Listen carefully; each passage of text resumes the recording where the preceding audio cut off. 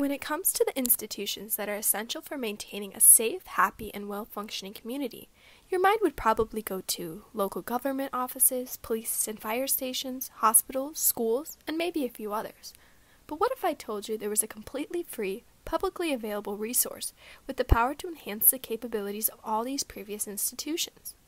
An institution dedicated to preserving and improving the body of knowledge that our communities so heavily depend on.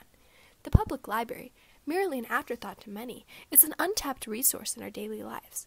Home to information on virtually every subject, public libraries can empower you with anything you wish to know. And in the digital age, libraries have only further expanded their collections. We have entire lifetimes of information at our fingertips, aided with the use of a single library card.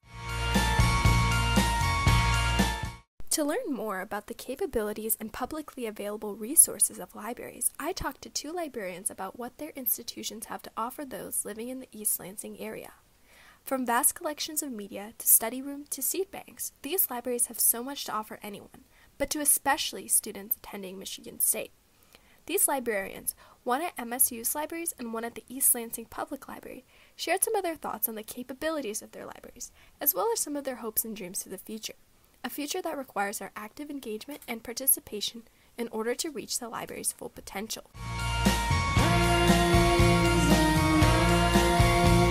The first librarian I talked to was Holly Flynn, the outreach librarian at Michigan State's Libraries. She helps connect students to the specific resources they need, as well as coordinates the publicity for library-sponsored events. She outlines her thoughts on the library's role in the community, as well as explains some of the resources available to students here.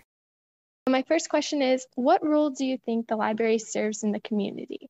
There's a bunch of literature about the library as a place, that it's just a gathering place for people to feel welcome and safe here and a part of it. So we have collections that sort of reflect the community, diverse collections, and we also offer a lot of services for free, which you really can't get anywhere else in the community on a wide variety of things. So you would say that a library is more than just a place to read, for sure? For sure. Awesome, okay. And then at MSU's libraries in specific, are there any resources people should know of that would be helpful aside from the ability to just go there and read? Yeah, I think some people might not know about some of our services and technologies. I think of the library as some place to go in the evening to study, but in our digital scholarship lab, we have the 360-degree immersion space. So it's like a small IMAX theater in the library it's like a round room. It's good for data visualization, 360-degree film, art installations, digital art installations, things like that. We have a VR lab, we have 3D printers, 3D etching. You can check out a sewing machine. We teach knitting workshops. We have a video game labs. So there's a lot to do here. So you can study, you can learn about stuff, but we also have the tools to do stuff. Awesome. Yeah, I didn't even know about half of those. I'm definitely going to check those out now. Thank you. Yeah, sure. And then another one is, so a lot of my project is just, I think libraries are such a good resource that just get overlooked because they're so taken for granted, I guess. So do you also kind of agree about that? Like, do you think the potential of libraries gets overlooked a lot of the time? Sometimes librarians are not very good about tooting our own horn. So sometimes we have a hard time getting the word out about things that we do. I think maybe following Facebook or following the library on Twitter or Instagram is like following your grandma or something. Yeah. Just don't do it. So it would help if students would check what's going on in the library and engage with us a little more, I guess. Yeah, that makes sense. So in a perfect world where everyone followed on Instagram or Twitter or whatnot, what do you think the possibilities of MSU's library could be if everyone's using them? Ooh, I mean, that's a good question. I'm not exactly sure. One thing that we are getting more and more involved in is like the whole idea of a library is that we collected knowledge, published books, things like that. I think the university is going more toward student scholarship and students making the knowledge. And I think libraries and students could work together more in that way. The other thing we have going on is our open educational resources. So we're working with faculty and they are writing textbooks, which are then freely available, which, impacts faculty scholarship, impacts students who spend a fortune on textbooks. It impacts our collections and what we collect. And so that has a big future there too, I think.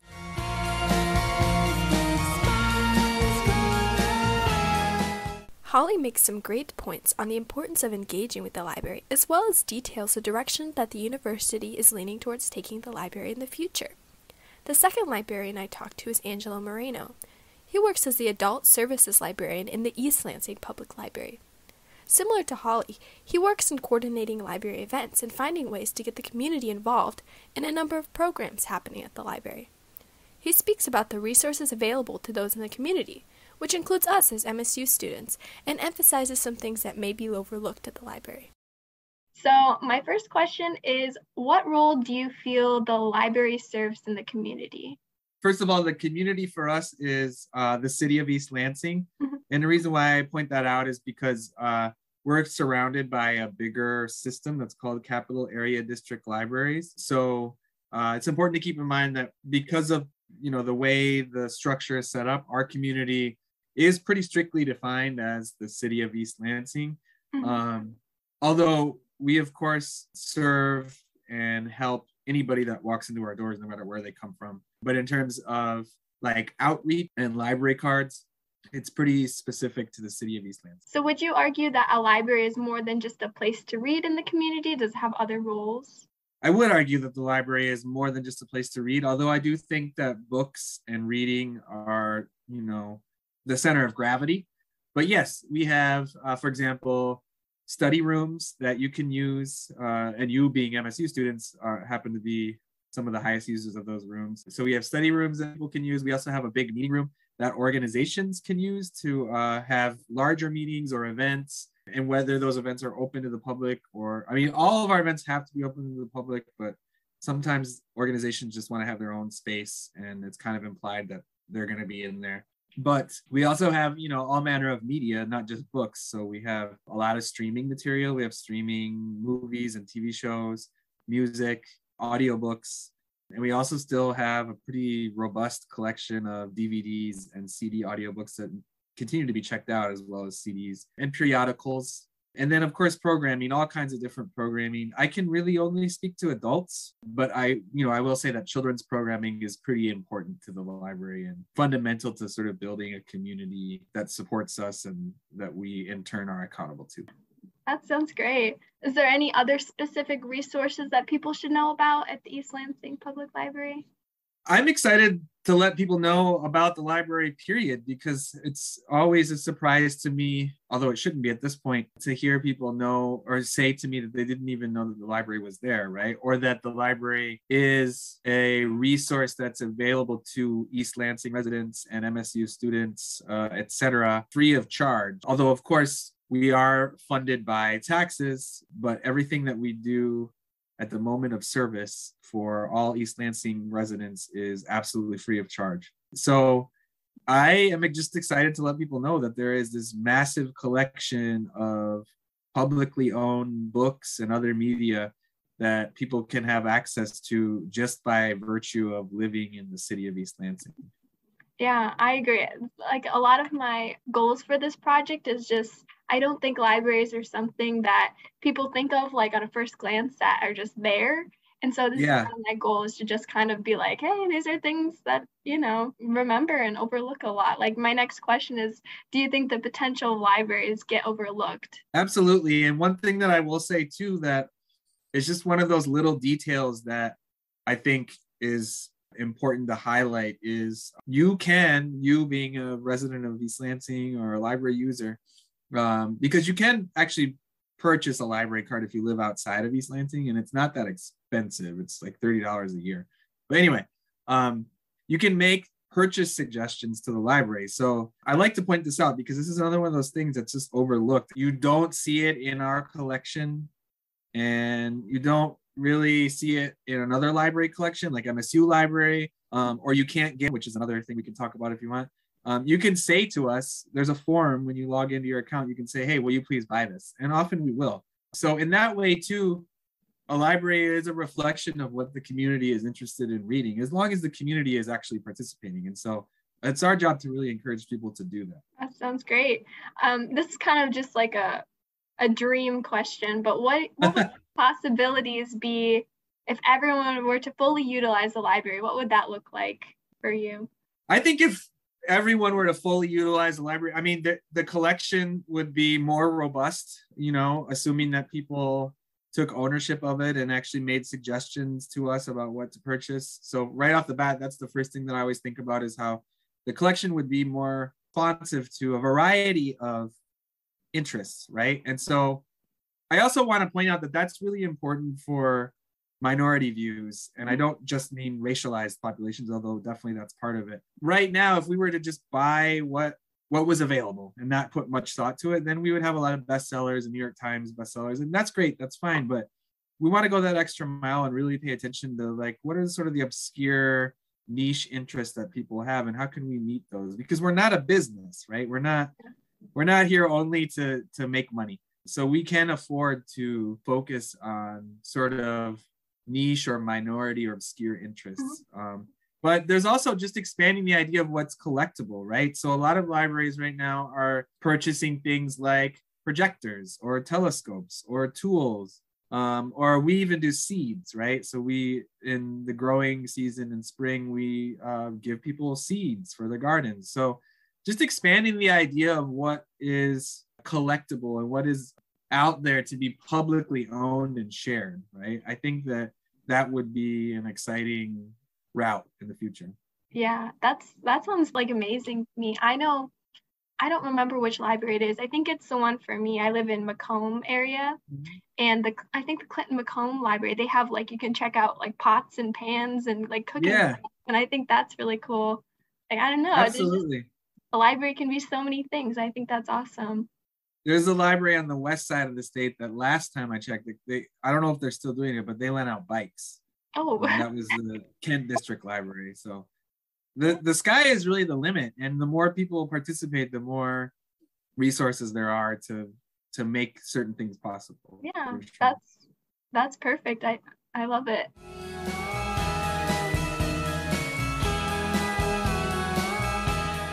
Angelo really challenges us to redefine the very nature of what can be collectible and publicly available at the library. The library can truly be so many things if we take it upon ourselves to take advantage of its capabilities. Those who make up the community can have such a role in shaping our libraries. We can also have a major impact in protecting them. I talked to Holly and Angelo about some of the major difficulties libraries tend to run into, as well as some of the ways that we can get involved to help. Holly talks about MSU's attitudes towards their libraries, as well as some ways that students can have a role in preserving them. My final kind of questions just go over like, what are some threats facing libraries or MSU's library in general or specifically? And so just have any thoughts on that? Budget is always an issue. The university is not in a great budget year with the pandemic the last year and a half. So the thing about libraries is when you look at our journal collections, that's a recurring cost every year. So, and they normally go up about 5% every year, just like a cost of living kind of thing. So unless we get at least a 5% budget increase each year, we're looking more like at cuts. We've actually been pretty lucky with this in the past. The provost has been very kind and has given us a generous budget, but that's like always something libraries are looking at is budgetary. Is there any ways that somebody could help, like average student or something, if they could take action, is just using the library enough, or is there like other things they can do? Yeah, I think using the library is great. Maybe mentioning it to your faculty that they could put their textbooks on reserve at the library. Or the library offers lots of instruction. If a faculty member brings in their class to the library, then we will walk you around and show you how to use the resources in that particular subject area. For every subject that's taught on campus, there's a liaison librarian for that. And so keeping students and faculty in touch with that liaison librarian would be helpful too. That sounds good. I didn't think about that either. I like the idea of just engaging with them and keeping them supported and know that their job has meaning. That's awesome. Okay. I just heard that October is Michigan Library Appreciation Month. Oh, Okay. awesome.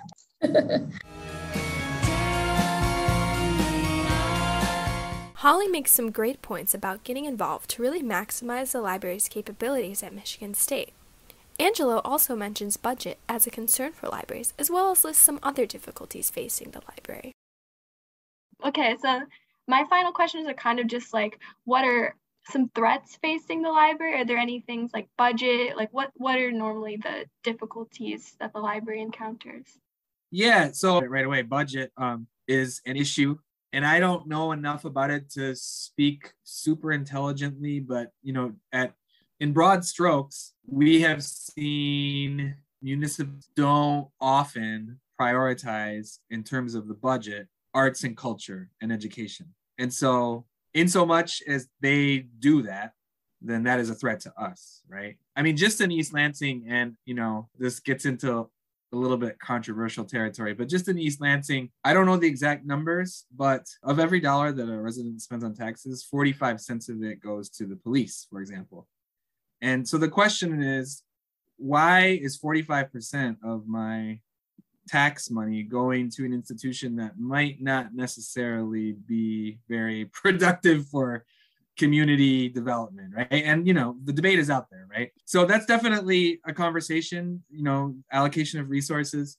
I would say that another threat too is, and this is related, the deprofessionalization and the devaluation of library workers. So one of the things that I've noticed I've worked in libraries for just under 10 years, is that the positions that actually do the work out on the floor and interact with patrons, their wages have either gone down or remained stagnant, and their positions have become more part-time with less benefits. Yeah.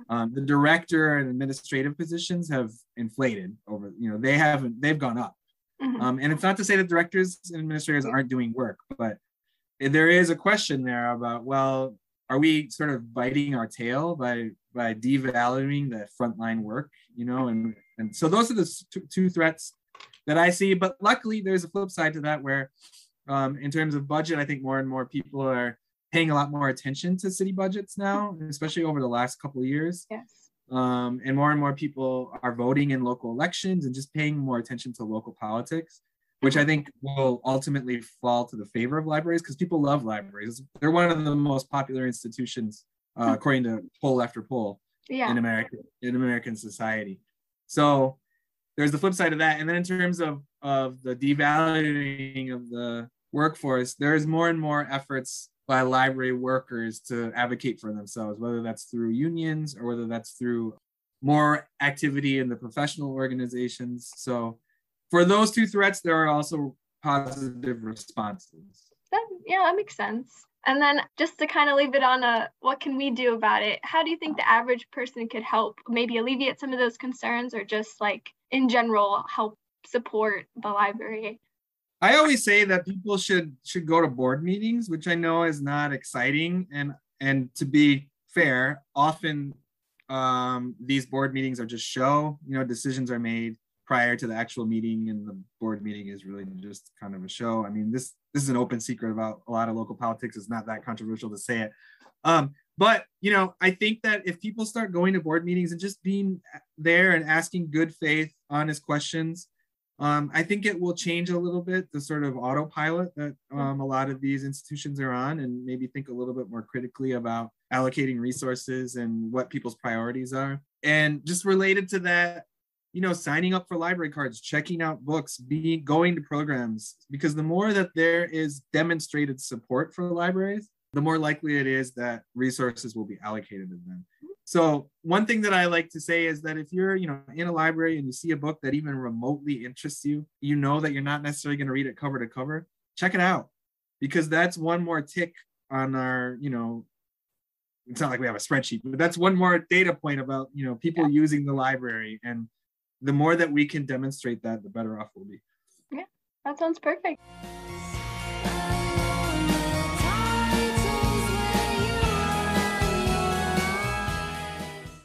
Angelo outlines some excellent ways that we can get involved in the community, which will not only help the library, but also work towards addressing a number of other concerns that we have.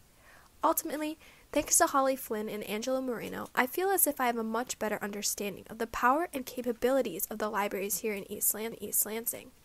If we all truly worked to take advantage of their resources and supported them every opportunity, it would make a huge difference in our community. We could expand the current notion of libraries and assure that every voice is heard and addressed in our never-ending quest to gain knowledge and better ourselves. Thanks for listening, and a special thanks to Holly, Flynn, and Angelo Moreno.